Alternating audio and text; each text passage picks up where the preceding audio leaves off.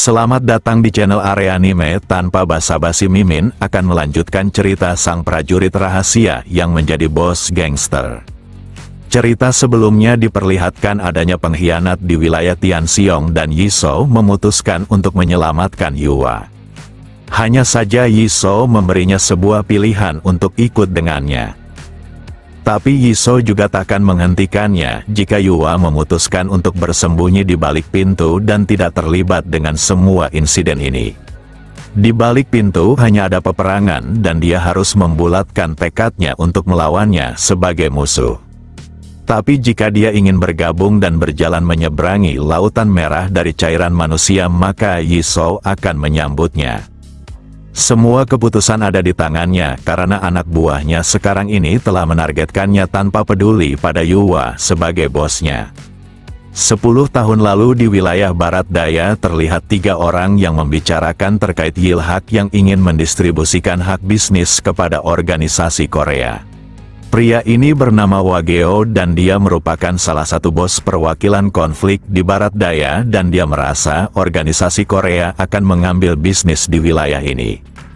Sementara Chang Jun merupakan bos asosiasi penduduk Cina di wilayah Barat Daya dan dia tak ingin berakhir melakukan semua pekerjaan orang lain supaya bertahan hidup. Lalu Wang Ho menyela karena dia memiliki solusi untuk mengatasi hal ini. Dia ingin membuat organisasi Korea yang patuh pada perintahnya demi tidak tersingkirkan. Dulu Tianxiong merupakan salah satu bisnis Yilhak di wilayah Barat Daya, tetapi bangkrut dikarenakan Yilhak jatuh. Jika mereka bertiga mengambil alih wilayah ini dan menerima hal bisnis dari Yilhak, maka semuanya akan baik-baik saja.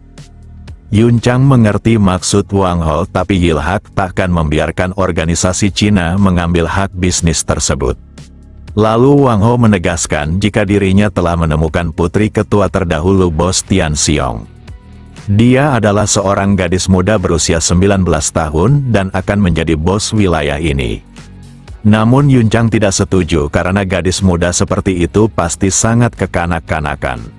Namun siapa sangka gadis memasuki ruangan dengan ekspresi wajah yang sangat menarik seakan dia sangat cocok menjadi bos. Chang Jun merasa keputusan ini terlalu terburu-buru apalagi dia hanyalah seorang bocah. Wang Ho tertawa karena dia akan mengurus semuanya di balik layar. Dia juga akan memastikan jika organisasi ini takkan runtuh meskipun dipimpin oleh seorang gadis. Kemudian Yua memutuskan untuk meraih tangan Yishou karena sudah lelah menjadi boneka. Tapi dia menghentikan tangannya demi menjaga kehormatannya sebagai seorang bos di wilayah ini. Saat meninggalkan ruangan, Yua dikejutkan akan mayat yang tergeletak di sepanjang jalan. Dia tak mengerti bagaimana bisa 3 orang mampu mengalahkan puluhan gangster. Lalu Yishou menanyakan di mana Siolan hingga tempat ini penuh kekacauan. Yua telah berusaha menghubunginya tapi Siolan belum menjawab. Di sela itu seseorang mengatakan jika hari ini seharusnya menjadi ajal Yua dan Siolan. Walau Yua beruntung akan pertolongan Taesan, tapi Siolan yang polos pasti telah mati. Kembali beberapa waktu sebelum Siolan mengamuk, dan dia tampak kesal akan situasi yang dialaminya. Dia terus mempertanyakan berapa lama lagi mereka akan sampai di Taesan. Tak hanya itu, kenapa semua orang harus berdempetan seperti ini. Dia pun meminta kedua orang di sampingnya untuk turun, tapi orang-orang itu tidak melakukannya karena mobil di belakang pun penuh. Siolan sangat kesal tapi orang-orang itu memintanya tenang karena sebentar lagi mereka akan sampai di Taesan. Lalu orang di depan menanyakan kenapa Siolan sangat sensitif hari ini dan apakah dia bertengkar dengan bos. Namun Siolan menjawab jika hubungan mereka baik-baik saja. Tapi Yua bersikap menyebalkan hari ini dengan menjadi pengecut. Padahal dia hanya menunggu perintah untuk menyelesaikan semua ancaman. Tapi dia hanya diam saja dan sekarang Yua hanya perlu menghentikannya atau membunuhnya menuju Taesan. Pria ini merasa Siolan menganggap remeh kematian tapi tidak semua orang sekuat dirinya. Semua orang yang bersamanya dalam mobil ini takut akan kematian meski mereka terus bertarung. Siolan merasa dirinya tidak sepintar kebanyakan orang, bahkan mengetahui hal seperti ini dirinya harus diberitahu terlebih dahulu. Tapi kenapa mereka belum sampai juga ke Taesan? Walau dia tidak pintar, tapi dirinya tahu jika mereka hanya berputar-putar saja.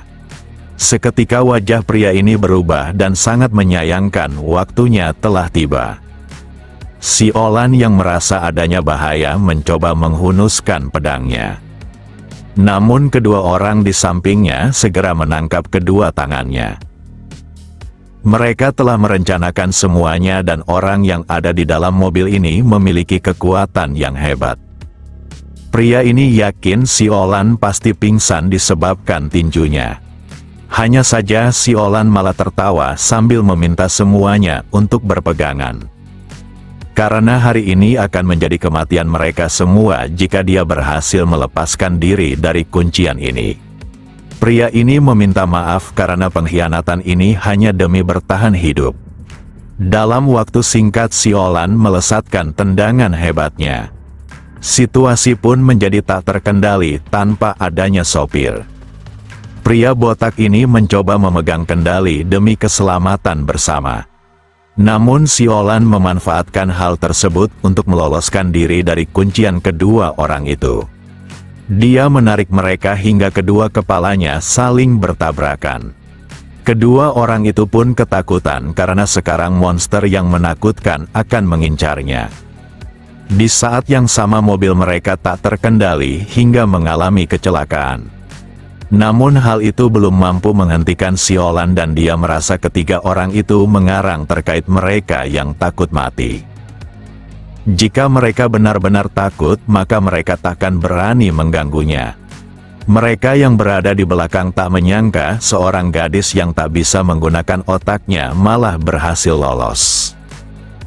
Tanpa basa-basi Siolan meminta semuanya untuk segera maju. Orang-orang itu pun berdatangan karena sekuat apapun Siolan pasti bisa dikalahkan jika dikepung. Pria ini datang dengan melesatkan tusukannya. Tapi dia malah disambut dengan tendangan Siolan yang mematahkan hidungnya. Satu serangan itu membuatnya terlempar diiringi musuh lainnya yang berdatangan. Namun Siolan sangat unggul dalam hal kecepatan sehingga serangannya lebih dulu mengenai targetnya. Hanya saja pedangnya tersangkut di tulang lawannya. Kemudian dia menendangnya ke arah musuh lainnya. Setelah itu Siolan menebas salah satu lawannya sampai tangannya melayang di udara. Lalu Siolan menunjukkan kenapa dia dijuluki sebagai sang gadis yang tak tersentuh. Bagaimana tidak, dia tak memiliki rasa kasihan dalam dirinya dan hanya ingin menghabisi lawannya. Para orang-orang yang tersisa terlihat sangat ketakutan. Mereka mulai ragu untuk mengalahkan Siolan meskipun menang jumlah, bahkan ingin melarikan diri. Tapi Siolan bukanlah gadis yang baik dan akan menyingkirkan segala ancaman. Mereka mencoba melarikan diri dengan kendaraannya secepat mungkin. Tapi Siolan telah berada di depan pintu mobil itu. Dia tertawa karena seorang predator tidak seharusnya melepaskan mangsanya. Sementara itu Wang Ho telah tiba di markas Tian Xiong. Dia membutuhkan waktu selama 10 tahun agar diakui sebagai organisasi besar dan menguasai barat daya meskipun dia orang asing. Tak hanya itu, dia dan orang-orangnya telah mengorbankan banyak nyawa untuk sampai ke titik ini. Tetapi dia tak paham kenapa si Pak Tua di depannya melakukan hal tak berguna. Setelah dihajar, Chang Jun hanya ingin mengatakan jika Tian Xiong sudah tamat. Namun Wang Ho sangat kesal mendengar ucapan lemah seperti itu. Chang Jun menegaskan jika semua pekerjaan dunia bawah sedang diawasi oleh pemerintah. Sebuah proyek yang dinamakan Pemersatu secara langsung mendistribusikan dan mengontrol semua yang dilakukan oleh dunia bawah. Maka dari itu semuanya akan hancur, termasuk Tian Xiong, ditambah Kongres Umum telah dibubarkan sehingga para organisasi gangster besar saling terpecah, bahkan saling memusuhi. Jadi Wang Ho seharusnya kembali bersamanya dengan memulai semuanya kembali. Hanya saja Wang Ho enggan melakukannya, bahkan dia sangat membenci pengkhianat. Wang Ho mengingat terkait apa yang dikatakannya 10 tahun silam di mana organisasi ini takkan hancur. Bahkan akan berkembang menjadi bunga yang paling indah. Tak hanya itu, bunga tersebut akan sangat mematikan, hingga membuat semuanya tak berani menyentuhnya. Maka dari itu dia akan memberi sebuah pelajaran kepada Pak Tua yang mencoba bermain-main dengannya. Walau tidak membunuhnya, tapi Wang Ho menerbangkan beberapa jari milik Chang Jun. 1 minggu kemudian di markas besar Barat Daya, Sion merasa ada sesuatu yang salah terkait situasi di tempat ini. Dia berpikir kedatangan Taesan untuk membantu Tian Xiong, tapi kenapa mereka seperti ingin menghabisinya jika melakukan hal mencurigakan. Eksekutif Choi merasa hal itu cukup wajar karena bos mereka diserang menunjukkan adanya pengkhianat. Hari ini akan menjadi penentuan apakah Taesan dan Tian Xiong akan bersekutu maupun sebaliknya. Di dalam sana Yiso mempertanyakan kenapa Wang Ho yang datang bukannya bosnya. Wang Ho meminta maaf karena adanya masalah personal sehingga dia dengan terpaksa menggantikan bosnya. Hanya saja Yiso cukup terganggu akan hal tersebut, bahkan menganggap ucapan itu sebuah lelucon. Tapi Yiso mungkin saja akan menganggapnya serius karena Wang Ho adalah kekuatan sebenarnya dari Tian Xiong. Wang Ho tak ingin membuang waktu akan percakapan yang tidak penting. Maka dari itu dia menanyakan bagaimana jika Taesan dan Tian Xiong bersekutu.